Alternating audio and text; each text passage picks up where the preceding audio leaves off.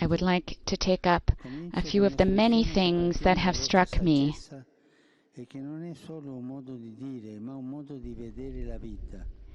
Let me start by saying that it is part of your traditional wisdom.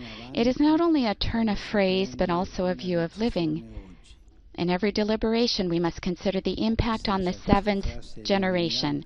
These are wise words, far-sighted, and the exact opposite of what often happens in our day, when we run after practical and immediate goals without thinking of the future and generations yet to come.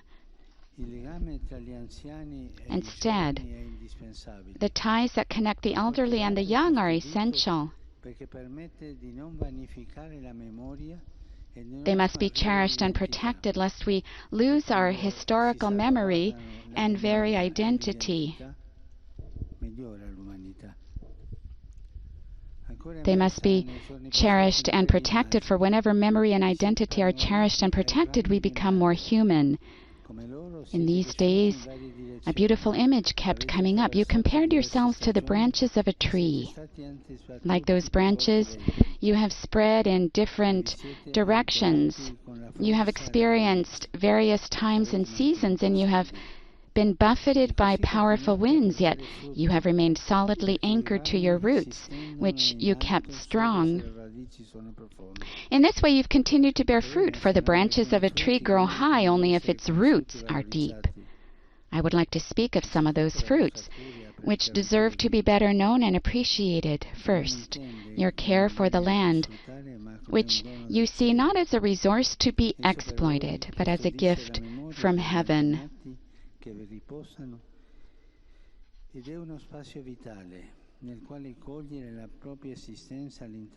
For you, the land preserves the memory of your ancestors who rest there.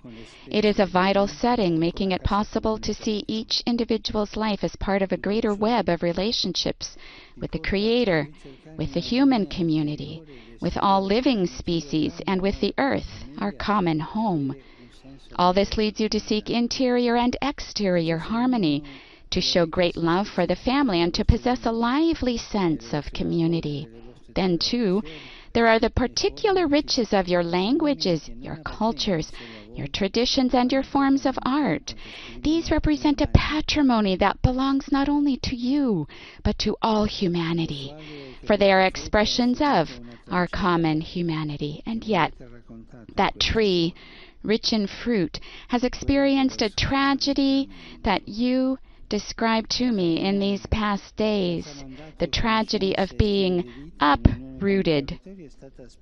The chain that passed on knowledge and ways of life in union with the land was broken by a colonialization that lacked respect for you, tore many of you from your vital milieu, and tried to conform you to another mentality. In this way, great harm was done to your identity and your culture. Many families were separated, and great numbers of children fell victim to these attempts to impose a uniformity based on the notion that progress occurs through ideological colonization, following programs devised in offices, rather than the desire to respect the life of peoples. This is something that unfortunately and at various levels still happens today, that is ideological colonization. How many forms of political, ideological, and economic colonization still exists in the world today, driven by greed and thirst for profit with little concern for peoples, their histories and traditions, and the common home of creation. Sadly, this colonial mentality remains widespread. Let us help each other together to overcome it.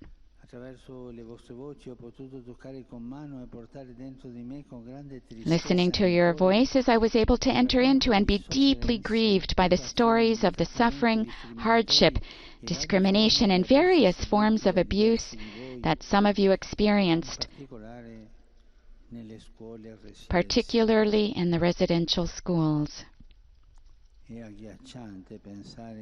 It's chilling to think of determined efforts to instill a sense of inferiority, to rob people of their cultural identity, to sever their roots, and to consider all the personal and social efforts that this continues to entail, unresolved traumas that have become intergenerational traumas.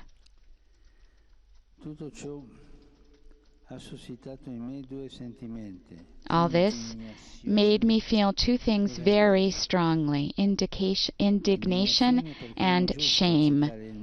Indignation because it is not right to accept evil, and even worse, to grow accustomed to evil, as if it were an inevitable part of the historical process. No.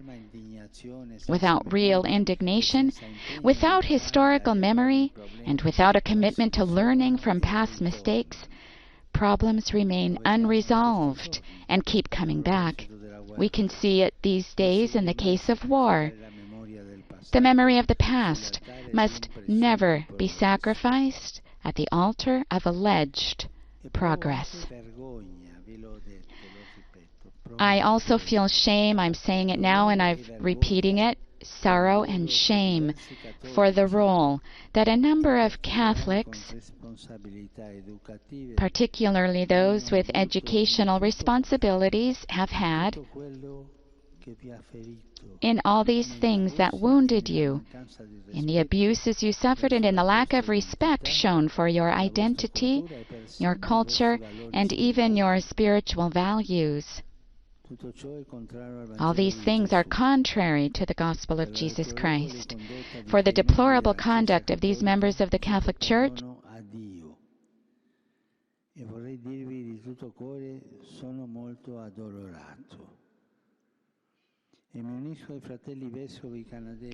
I ask for God's forgiveness, and I want to say to you with all my heart, I am very sorry, and I join my brothers, the Canadian bishops, in asking your pardon.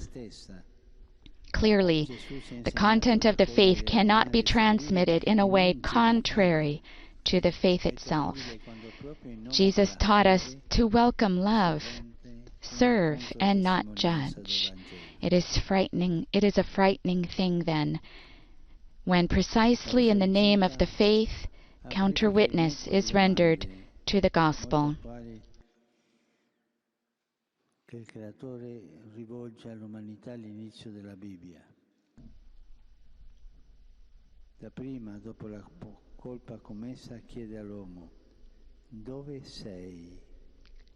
Your experiences have made me ponder anew these ever-timely questions that the Creator addresses to mankind in the first pages of the Bible. After the first sin, He asks, "Where are you?" Then a few pages later, He asks another question inseparable from the first. "Where is your brother?" Where are you? Where is your brother? These are questions we should never stop asking. They are the essential questions raised by our conscience, lest we ever forget that we are here on this earth as guardians of the sacredness of life, and thus guardians of our brothers and sisters and of all brother peoples. At the same time, I think with gratitude of all those good and decent believers who in the name of the faith and with respect, love, and kindness have enriched your history with the gospel. I think with joy, for example, of the great veneration that many of you have for Saint Anne, the grandmother of Jesus, and I hope to be with you that day. Nowadays, we need to reestablish the covenant between grandparents and grandchildren, between the elderly and the young. Cari fratelli e sorelle, auspico che gli incontri di questi giorni possano aprire strade ulteriori da percorrere insieme, infondere coraggio e accrescere l'impegno a livello locale. We need to reestablish the covenant between grandparents and grandchildren, between the elderly and the young, for this is a fundamental prerequisite for the growth of unity in our human family. Dear brothers and sisters, it is my hope that our meetings in these days will point out new paths to be pursued together, instill courage and strength, and lead to greater commitment on the local level. Any truly effective process of healing requires concrete actions. In a fraternal spirit, I encourage the bishops and the Catholic community to continue taking steps towards the transparent search for truth and to foster healing and reconciliation. These steps are part of a journey that can favor the rediscovery and revitalization of your culture, while helping the Church to grow in love, respect, and specific attention to your authentic traditions. I wish to tell you that the Church stands beside you and wants to continue journeying with you. Dialogue is the key to knowledge and sharing, and the bishops of Canada have clearly stated their commitment to continue advancing together with you on a renewed, constructive, fruitful path where encounters and shared projects will be of great help. Dear friends, I have been enriched by your words and even more by your testimonies. You have brought here to Rome a living sense of your communities. I will be happy to benefit again from meeting you when I visit your native lands where your families live. I'm not going to go in winter, eh? So I will close by saying until we meet again in Canada, where I will be able better to express to you my closeness. In the meantime, I assure you of my prayers, and upon you, your families, and your communities, I invoke the blessing of the Creator. Thank you.